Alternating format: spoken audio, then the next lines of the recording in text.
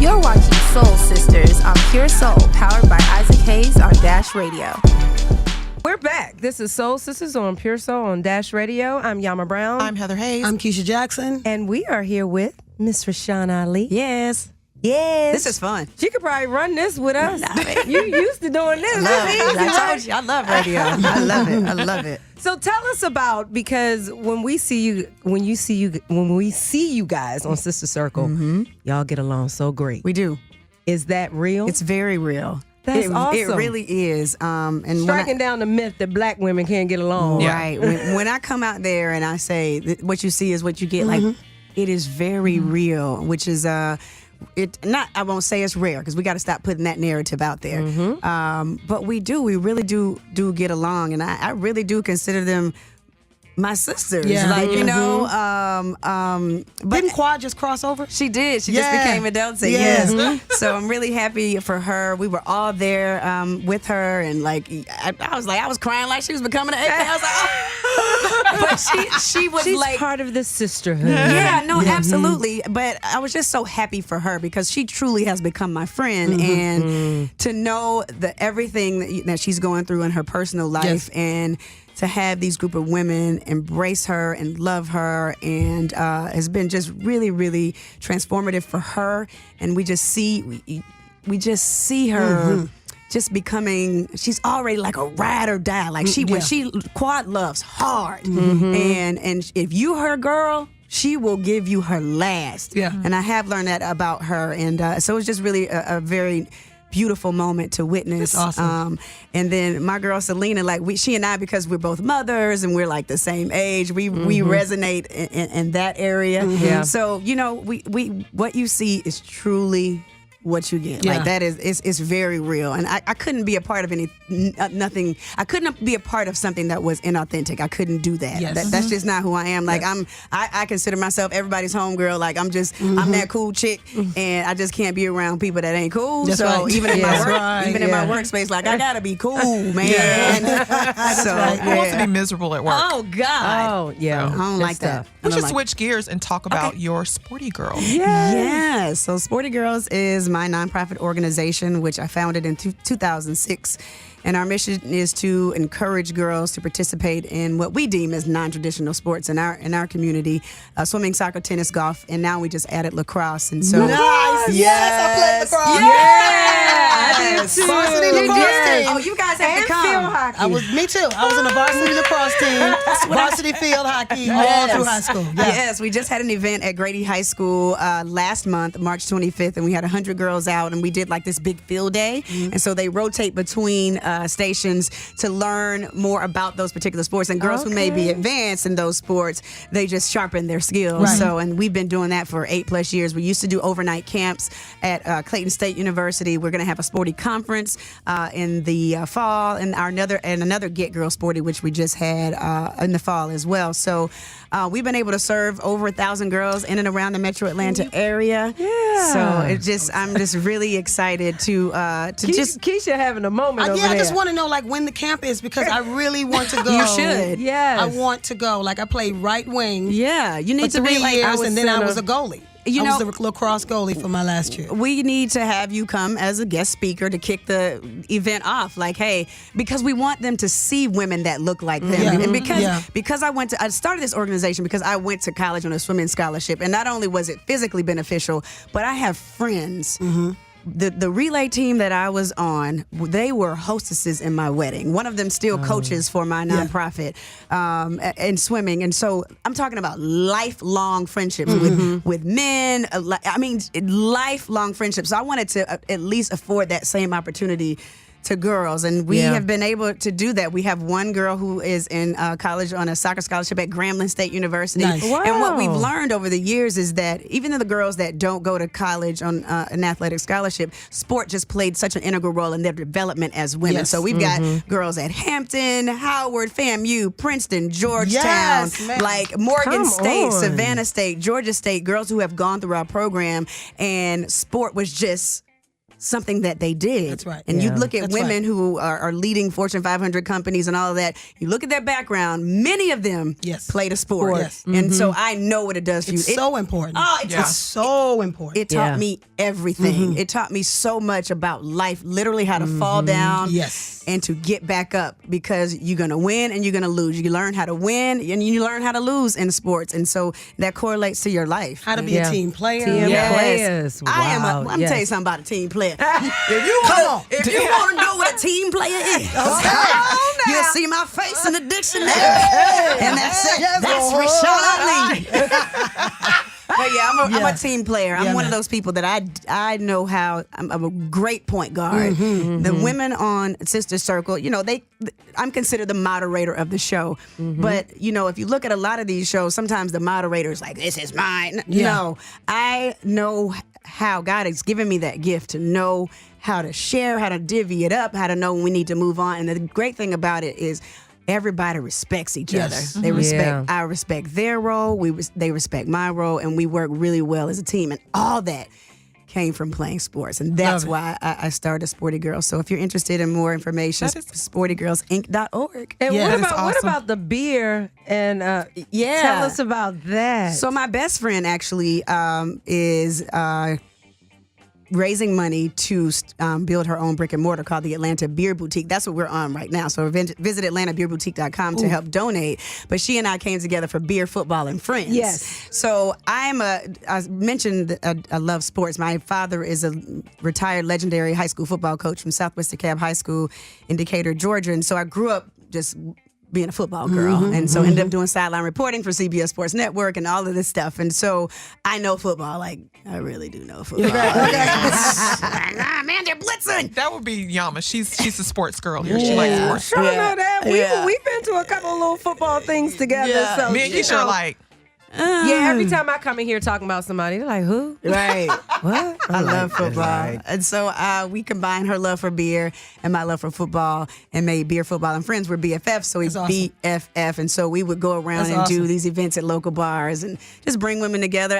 The first quarter would be me talking about offense, and the second quarter would be her talking about beer and IPAs. And she's a real craft beer connoisseur. As a black woman, that's unheard of. Right. And so in third quarter would be defense and special teams and all that. And she would do like pale ales or, a triple or a saison or a sour for Yeah. fourth quarter. So for those beer lovers, they're just like, oh, that sounds great. Yeah. Right. Look at him. I can tell. So yeah, we combined to do that. And also have a podcast called the Cool Soror Podcast where I interview men and women in Black Greek letter organizations. Nice. Yeah. So I've had that for 2 years and we have 600,000 unique downloads so far. So really just get women and men in to tell their stories. Just kind of like what you all are doing me. That's kind of like what I do. And I branched off to do cool people because I wanted to just kind of go in with a niche market and then So widen it let me up. ask you, what constitutes a cool person?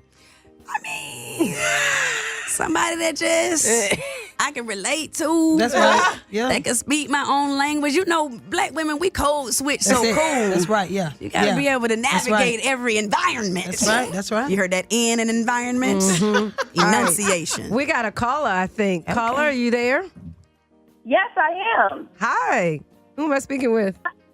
This is Janine. I'm calling from Atlanta. Hi, Janine. You had a comment? Yes, I had a question for. First, I want to say that Keisha is my favorite soul sister. Yay! Thank you, Janine. But I did have a question for Rashan Ali. Yay. Hey, Janine.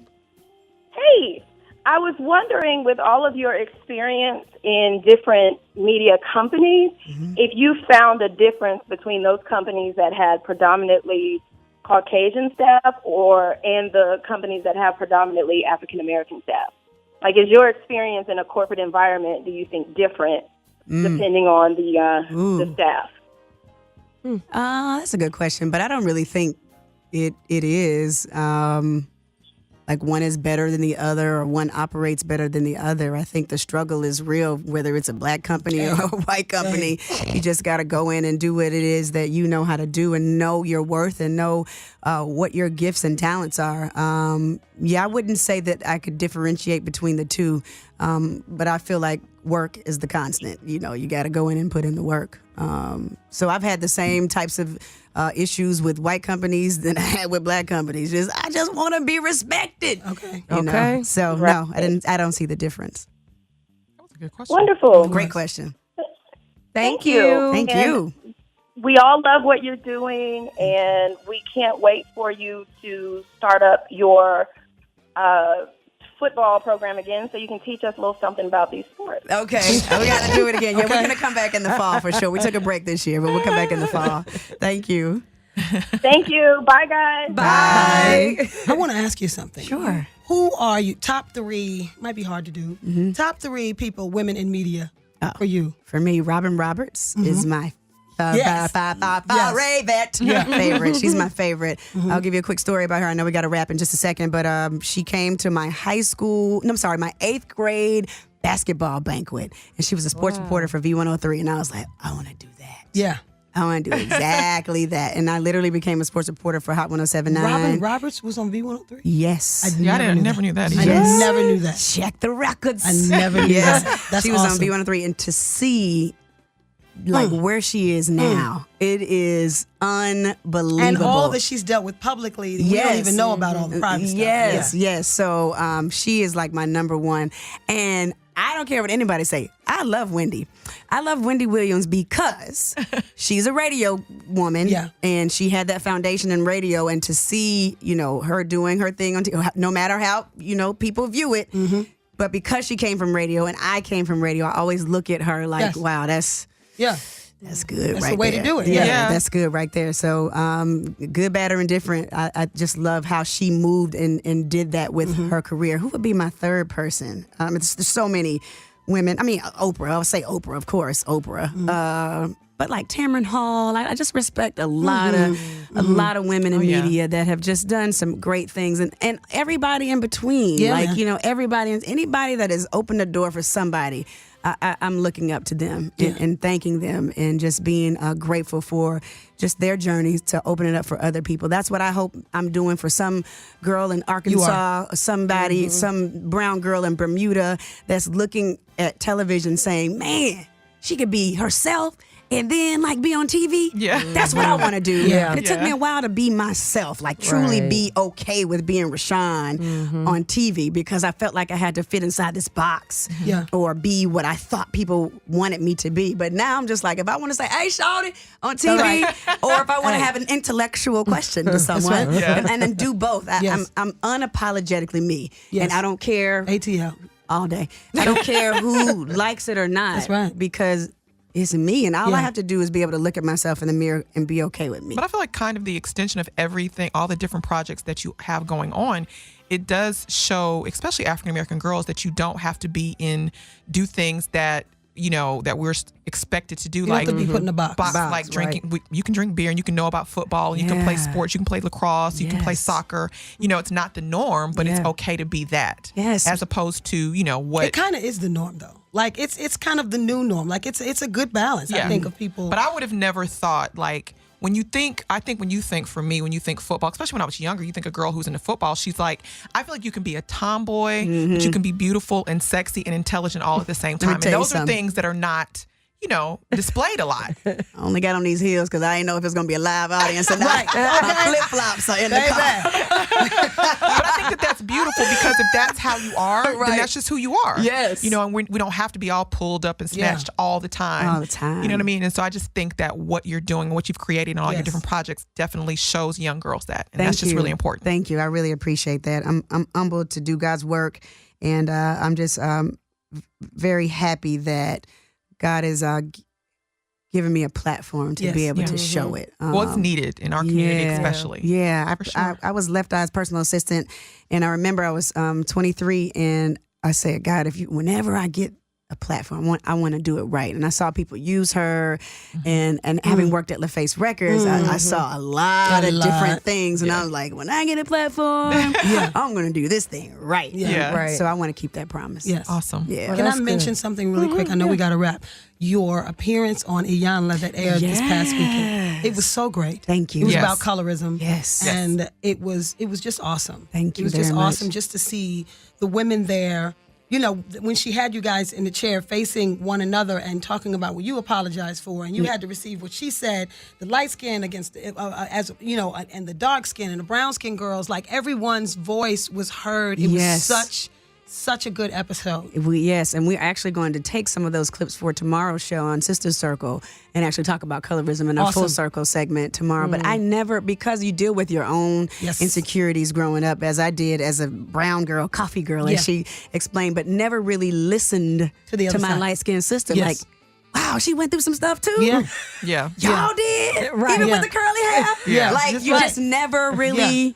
knew, and Yeah. so I was able to receive it. That's why, tears were coming down my eyes. That was, eyes I too. saw was that great. too. It was great. Powerful. Thank you. And it's funny Yeah. because my mom is light complected, so I was always kind of reminded of that. Even if I would complain to her about what I went through, she was like, "Well, look, this is what they do to me." So I kind of understood that battle, that it came from both sides. Yes. And so it was always really kind of important to me not to do that to someone because of my mother. Yeah. So that was just really enlightening because I don't think that darker complected girls think about that. No, we don't. Yeah. Well, no, we don't. Well, because your story is what's in your face. That's what you see. Yeah. That's what you live every day.